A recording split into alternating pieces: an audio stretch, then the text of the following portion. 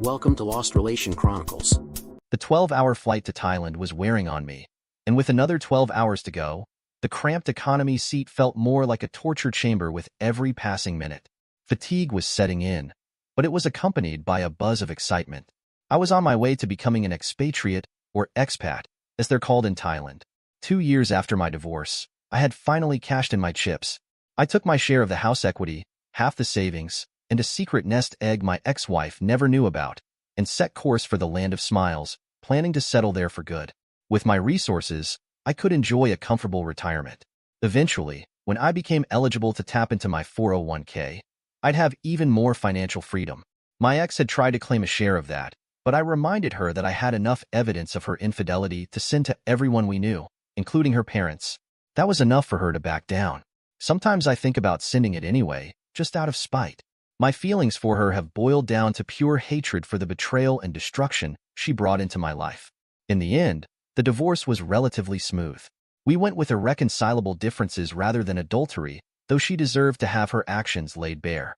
I wasn't interested in wasting my energy on revenge. I just wanted to move on and escape as far as possible from the memories and the pain. I had been to Thailand 20 years earlier when I was in the service. I liked the food, weather, and the women, so I decided to begin my new life there. I needed the change. I had no idea what I was getting myself into. Things had to be a lot different there after all these years.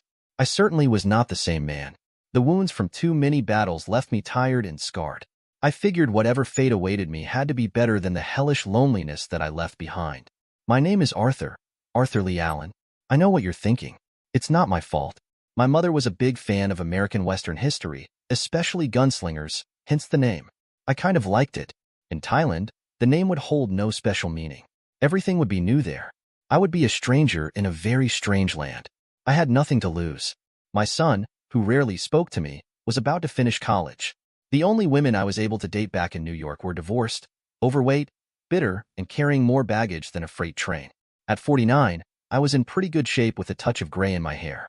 I was often told that I didn't look a day over 35. I certainly wasn't ready to pack it in. Since there wasn't a lot of sex going on for me after the divorce, the gym became my sanctuary. My abs are flat and my muscles hard. I was never much of a ladies' man, shy, I guess. Some ego reinforcement and a chance to regroup were badly needed. I yearned to feel manly again and in control of my life.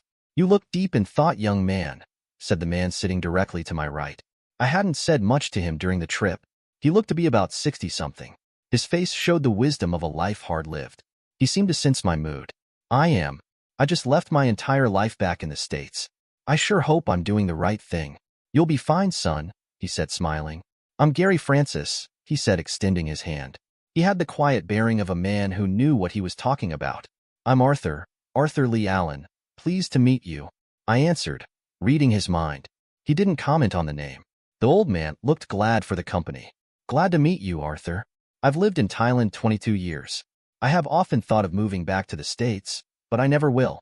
I will spend my last days in Thailand. I guess you could say I'm a battle-hardened old veteran of the game." I thought of him as the old man in the military sense of using the term to describe a respected commanding officer. "Game? What game?" I said, now intrigued. He looked at me with the patience of a wise and seasoned teacher. The use of the word son drew me to him. For some reason, I trusted him immediately. "You will experience some of the most selfless acts of kindness and generosity imaginable, as well as considerable lies, deceit, and manipulation for the purpose of separating you from your cash. It's the way it is, their way of life. You are about to enter a world of fantasy, son. For them, it's about survival. Pensions and social security are not the rule there. For most Thais, there is no safety net. The object of the game is to survive their world with your wallet, integrity, and pride intact while having as much fun as possible. Many a man has checked his brain at the airport and lived to regret it." He shared with me much of what he had learned. I felt like I should be taking notes. I paid real close attention to his words. I suddenly started to feel overwhelmed and anxious. "You've got to understand that the rules will be different when you leave this plane." "What are the rules?" "Well, to start with, you have never seen so many available beautiful young women. Smile, and they will treat you better than you could ever imagine. Many will try to train you, then exploit you. It can be difficult to sort out what is real. Believe half of what you see and nothing of what you hear. For example, the lady boys are some of the most beautiful women you will see. The Thais call them Katois. Ladyboys? Is that like gay? I asked, innocently. More than gay, they are pre-op and post-op transsexuals. Some of them are truly amazing. It's all an illusion. Much of what you think you see will be an illusion. That's just the beginning. The famous Thai smile is both a sword and a shield. It doesn't mean the same thing as a smile back home. If they smile, you smile. It's also your sword and shield. You will learn as you go along. Just remember, don't surrender your power and make yourself happy. It's time in your life to think about your needs. Compromise is okay, but don't sacrifice too much. Stay in control, stay strong. Set limits and see with your eyes and brain, not your little willy. If something doesn't feel correct, it probably isn't. Thai women have no respect for a chicken, so don't allow that to happen. Why would I do that? In Thailand, it's easier than you would think. A guy like you is a ripe target. You want companionship and sex. They want money. You are not the predator in the land of smiles. You're the prey. They will strip your wallet and heart to the bone and laugh at you for being stupid enough to let them. I struggled to absorb all of what he said. One more thing. Feel free to fall in love. That is with a different lady every day. We expats call them LBFMs. What's that? Little brown sex machines, Gary answered, smiling as his mind flashed back to another place and time. Most of the ladies of the night are not wife material. They are prostitutes. Some idiots call them sex workers. If she sells sex for a living, she's a prostitute. If she's been in the game longer than a month or two, forget about it. She's damaged goods. Don't forget that. Treat them with respect, pay them in the morning, and send them on their way. Their jealousy and possessiveness are based on ownership of clients, not love. It looks like affection or love, but that's not what it is. Play with them, as they are most certainly are playing with you. And don't put up with any shit. If she starts to throw things or get violent, put her out. That's how you play the game, son. Is that all I have to look forward to? Don't get me wrong. If you find a so-called good girl, you might find a woman that would make an excellent life companion. Look for them in areas away from where Farang usually go. However, their family and friends will usually have higher priority than you. If you are real lucky, you might find one that thinks more like a girl back home. Ironically, it's their exotic nature that's so appealing. At the same time, it's like dealing with creatures from another planet. Beware, my friend. Many good girls have adopted the tactics of their more unscrupulous sisters.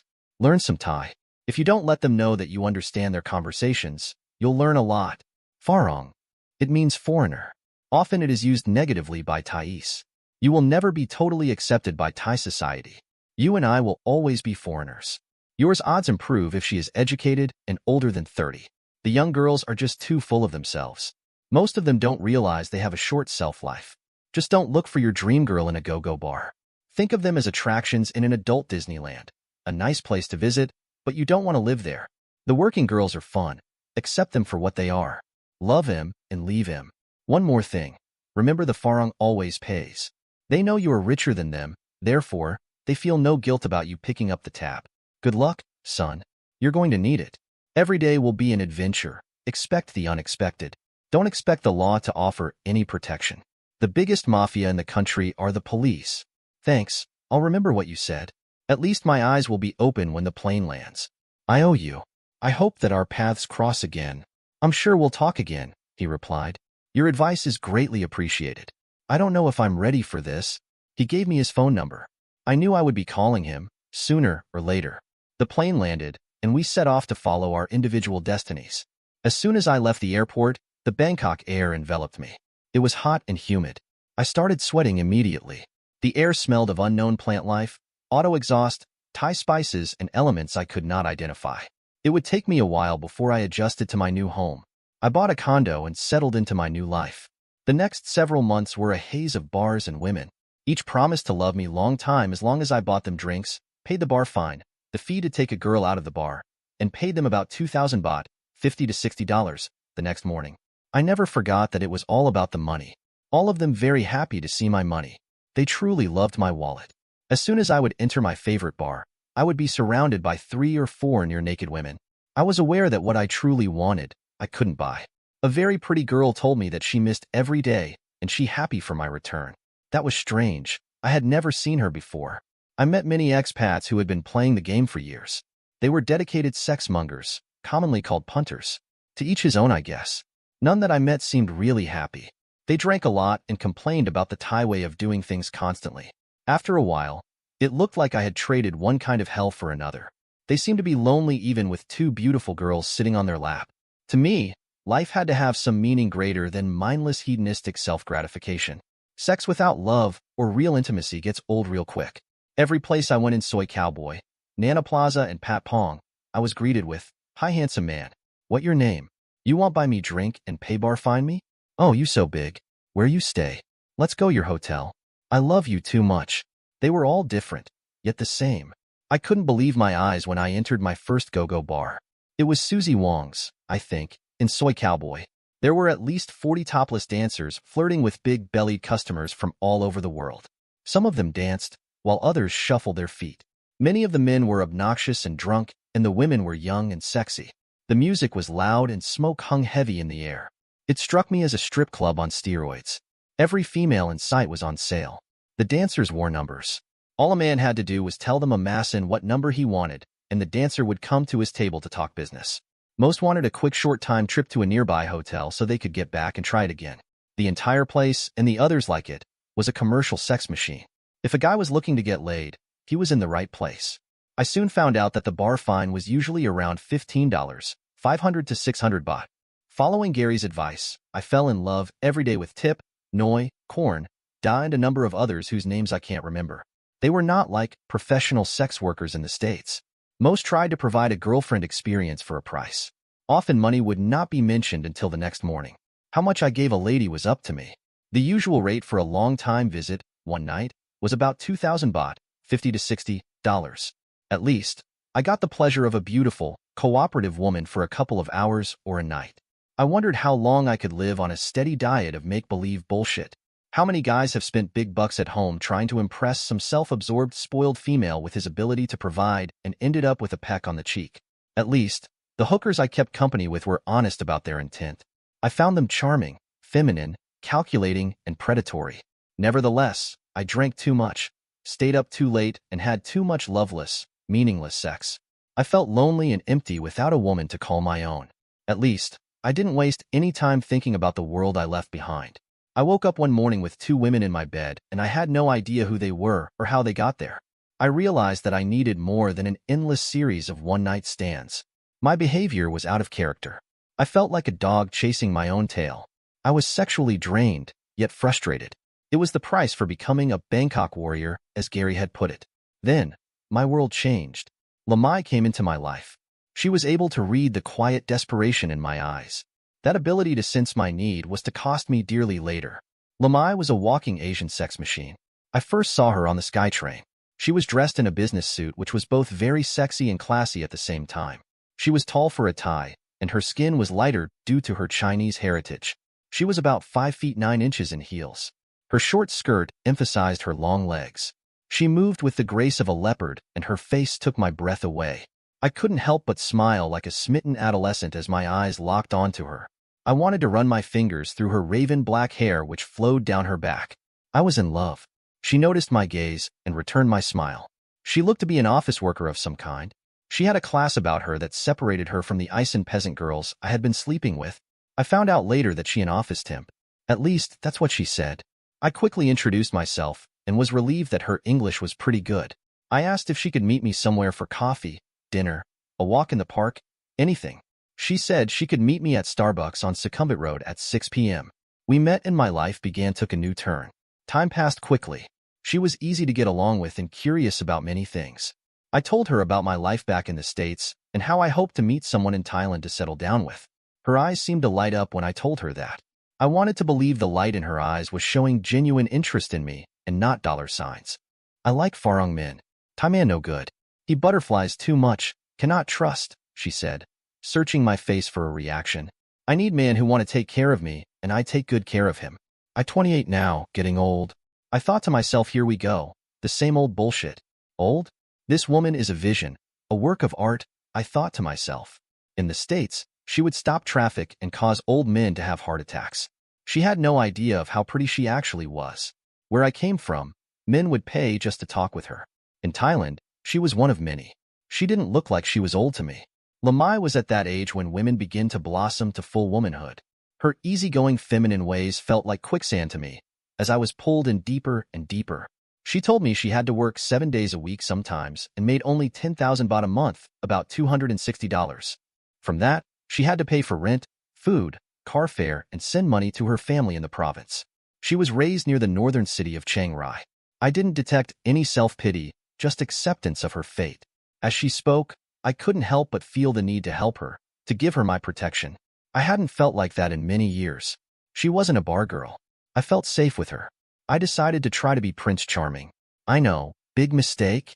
I choked back the nagging warnings that Gary had planted in my head, yet they were always there. I proceeded to explore the possibilities with caution. Do you have a boyfriend? No, no boyfriend. I was married before. He no good, drink too much and spend money at casino. He has a minor wife. She calls house sometimes, 'cause big trouble. Then, he beat me and tell me he leaving. I not see him again and cry a lot. I wanted to kick his butt for hurting her.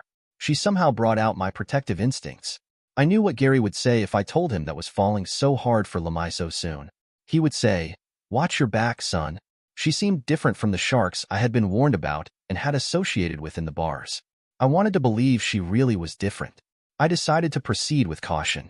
I think you kind and good man. I can read you. You need lady care for you. Many Thais ladies like you very much. I don't care about many Thais ladies. I want you to like me. Why? I think you are beautiful and a nice person too. I'm not so special. Many Thais ladies like me. Maybe, you know like me much when you know me better. I wondered if she was trying to tell me something. I didn't want to think about that. How did you learn English so well? I go to English school and pick up here and there. You think I talk good? Better than most? I was just curious. I knew that frequent contact with Farangs was how bar girls learned basic English. The first time we made love, I fell in love. Her body was firm and soft at the same time. Her skin, like fine Asian silk, was addictive. We started make slow, passionate love. That didn't last long. Soon, we were devouring each other. All of my pain, frustration, and loneliness came pouring out. I never wanted to let her go. Melting into one another, passion and lust overwhelmed me. I couldn't get enough of her. We made love until exhaustion overtook me. The next morning I woke up to her climbing onto my manhood. It was pure sex, just wild sensuality and pleasure. I loved it. Then, she gave me a massage that made me horny again. It scared me to feel that happy and young again. Despite my resolution to control myself, I was becoming more vulnerable by the minute. Weeks and months passed. Lamai was all I ever wanted or needed in a woman. It didn't take long before I wanted her to move in with me. When I mentioned it, she said, maybe soon, and changed the subject. Having all of the advantages and none of the disadvantages of a live-in girlfriend worked for me. There was no rush. I let it drop. Things were fine the way we were. I felt like a king. She was with me almost every evening. She washed my clothes, cooked for me, cleaned my condo, and gave me mind-blowing sex as often as could handle it. She never asked for money, and her favorite expression was, "Up to you." We went to many places together. Lamai was always close by, discreetly touching me in some way. I couldn't believe I was in a relationship that did not require constant compromise or argument. She never once flirted with another man. I enjoyed their envious looks when we were out together. Whenever I took her someplace or bought her a present, she always showed appreciation for my thoughtfulness. I couldn't believe my luck. We took care of each other. I needed to do something to fill my time while Lamai was at work. I found an orphanage not far from where I lived and began to teach English. The kids were fun, and I loved spending time with them. I don't know if I was any good at it, but the kids loved me, and they became important to my existence. I met some dedicated people at the orphanage. There was a young teacher there whose friendly help and pretty face caught my eye. Her name was Thung. I decided not to pursue her. She'd secretly would look at me with inviting eyes, but I was determined to be faithful to Lamai. Thung was the kind of woman that would fully expect the man she had sex with to marry her. She was the definition of a good girl. Temptation to stray was everywhere. In massage parlors, beer bars, and just strolling down the street. I had enough on my plate with Lamai. She didn't leave me with enough energy to deal with other women. When I wasn't teaching, I went to Thai language school. In time, my comprehension became pretty good. My ability to actually speak Thai progressed more slowly. Remembering what Gary had said, I kept my knowledge to myself. It was astounding to hear what Thais said in the presence of Farong. They have this ability to call a Farong the son of soy dog or water buffalo as they smiled in your face. The love for Farong was not nearly equal to their love of Farong money. For some reason, I didn't let Lamai know that I was studying Thai and could understand some of her phone conversations. I needed more time to completely trust her. Her mysterious nature was both exotic and somehow threatening. She often said that Farang who know too much no good. I wondered why she would think that. I knew that all women have their secrets, especially Thai women. I wanted access to those secrets before I could lower my guard. She tended to have trouble accounting for where she'd been and what she had been doing from time to time. I decided to sleep with one eye open, so to speak. I watched and waited for any red flags to appear, hoping none would. Anxiety churned inside me. I was not about to trade one bad domestic situation for another. Time would sort things out. After several months, the haze of lust and infatuation had cleared enough for me to start looking at Lamai objectively. She didn't like me asking too many questions about her life. Sometimes, my efforts led to some serious mood swings and tantrums which passed quickly. I tended to avoid confrontations. My world started to unravel when I decided to ask some hard questions after I concluded things were not quite right. Why have I not met your family, Lamai? They live far, far. Don't worry. We go someday soon. Where did you get the money to buy the gold jewelry you have on your salary? Your phone cost at least 6,000 baht. And where do you disappear to for hours sometimes at night? I call you, but your phone is turned off. What's going on? Why you question me? I love you. Why you make trouble? You not trust me? My questions made her angry and agitated. I didn't understand her reaction. I was sensing doom on the horizon. I know you love me, but please answer my questions. Make me feel better. I need to know. We need to be honest with each other. To me, honesty, trust, and loyalty are very important. I will not put up with lying or any break of my trust. You should know this. I want us to be open with each other. I ask for nothing that I am not willing to give you. Do you understand what I'm saying? It is important for our future that you do. Why Farang always talk of trust and honesty? These things not so important in Thailand. Peace and family, keeping face more important. Farang think too much. I wondered what the hell did that mean? I had the strong feeling that my words and attitude confused her. It was as if she could not comprehend what I was getting at. She could not understand why I was making her lose face through my questions and insistence on the truth, which was extremely important to me. Problems tended to happen whenever the conversation became intense. Our normal ability to communicate became difficult when she didn't want to answer a question or deal with something unpleasant. She would use anger or the pretense of language difficulties to change the subject. I wasn't going to let her get away with it this time. You know, love me. You want to keep me in cage. I need freedom. You not understand me. You only care yourself. She was raising her voice, about to go off. Freedom to do what? I pay the bills and take care of you. What the hell are you talking about? Are you cheating on me? Can I trust you? I wasn't going to take any crap or deception. No, no, no. I know cheat.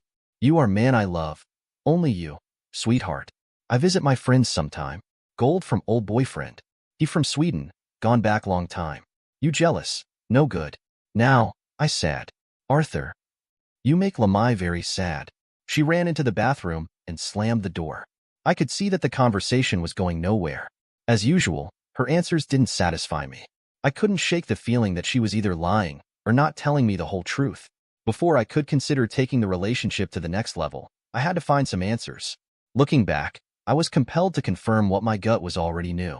I needed confirmation. When she came out of the bathroom, she was crying. She ran to me and placed her tear-stained face on my chest. I'm not mad now. I love you too much, sweetheart, she said, dropping to her knees. I was determined to get some answers. Okay, I want to meet your friends. Could I do that? She looked concerned for a minute, then she agreed. The next evening, I found myself in a restaurant filled with Thais. I was the only Farang there. Lamai had invited 5 of her friends to join us. 2 were male. I could understand a little of what was being said. I sat there spacing out, listening to the chatter until I heard one of the males, who she said was her cousin, say something to Lamai. When are you going to make your Farang uncle buy house for you? I know like you sleeping with this ugly water buffalo. You can make him pay 500,000 or maybe 1 million baht sat. Then, we can be together. Remember, I am your husband. You stink with the smell of this Farang. My first thought was what? Water buffalo. To be called uncle and water buffalo was a major insult and signaled great disrespect. 1 million baht was close to $30,000. Did I hear what I think I heard? Sin sat is the Thai version of a bride price. In Thailand, the prospective groom was sometimes expected to pay this to show honor to the bride and her family. Some families extorted this money from Farangs because they could.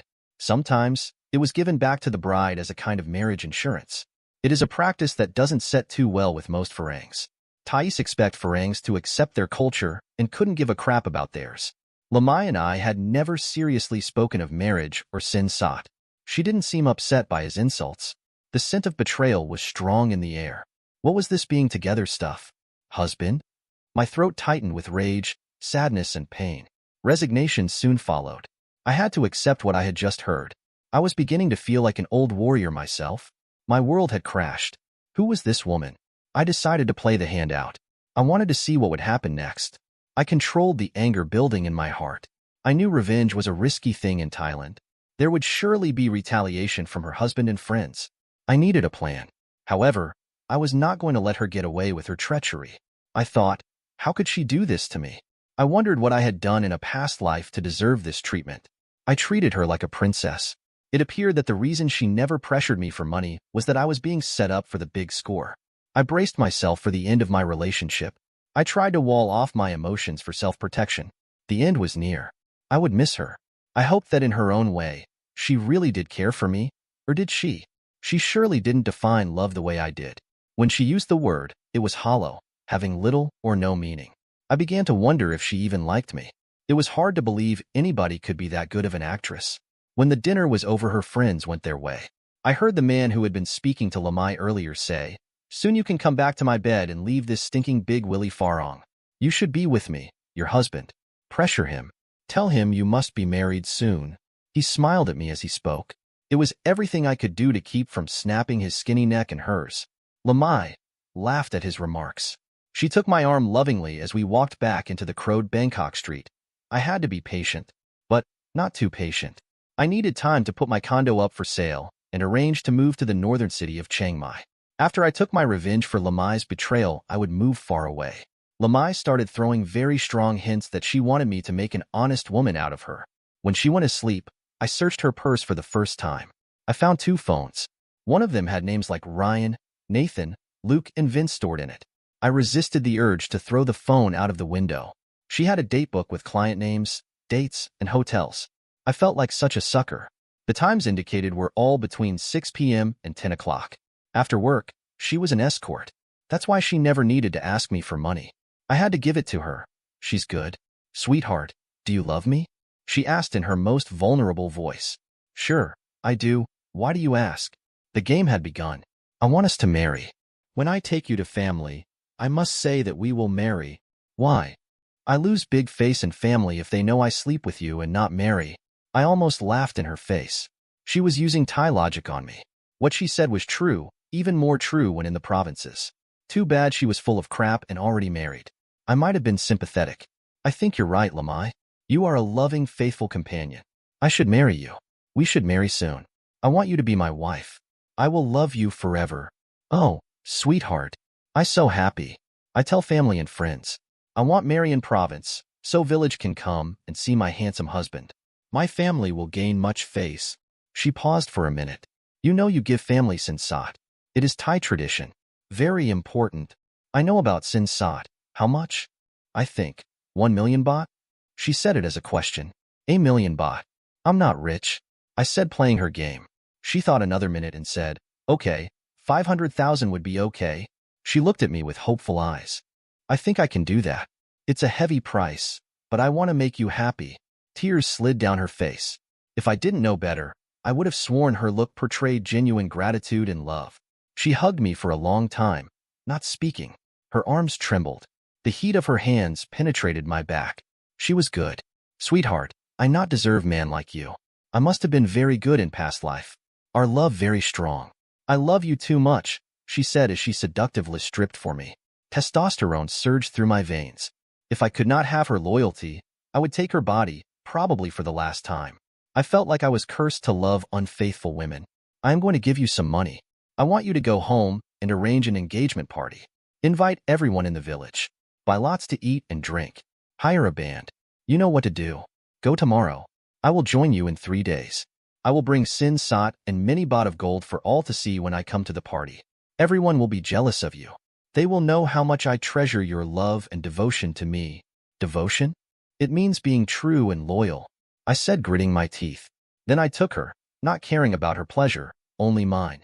I did her with anger and lust. Then we rested exhausted in each other's arms, each lost in their own thoughts. She left the next day to set everything up. I rented out my condo and had my possessions shipped to Chiang Mai. On the day of the big party, I called Lamai. Many people will come. Everyone wants to see you, and my sin sought. I want to see you, handsome man. Please hurry. I wait for you every minute. She was very excited. I will be there. Start the party. I will come soon. I love you, bye. I hung up the phone with sadness in my heart. I would never see her again. The loss of face she was about to suffer would be powerful revenge for her betrayal. On the day of the party, there were at least 200 people in attendance. People danced, ate, and drank with abandon. The messenger that I had hired entered the room and went directly to the microphone after whispering something in a band member's ear. He spoke in Thai. Attention, please. I have a message from the man Lamai is supposed to marry. The crowd hushed, a ripple of curiosity spreading through the room. He says he will not be coming tonight. He will not come because Lamai is a lying, cheating woman who doesn't love him. She's already married and planned to divorce her husband after receiving her sin sought and new house. He says his heart is broken and hopes she spends the rest of her life reflecting on what could have been, until she's old and gray. The room fell silent. All eyes turned to Lamai, who stood frozen in shock, her face an unreadable mask before twisting into a mixture of rage, embarrassment, and disbelief. She trembled slightly as if every eye in the room burned into her. That damned Farang tricked me, she hissed to her husband, who sat nearby looking equal parts drunk and disappointed. Meanwhile, I was adjusting well to my new life. Chiang Mai's cooler weather and fresher air made it a welcome change from Bangkok. I found a small orphanage and began teaching English again, something that gave me purpose. If I ever craved female company, it wasn't hard to find. All it took was a stroll through certain parts of town to hear the familiar refrain. Hello, handsome man. Where you from? You want take me hotel for Boom Boom? Dear listeners, please share your thoughts in the comments section below and don't forget to like, share, and subscribe.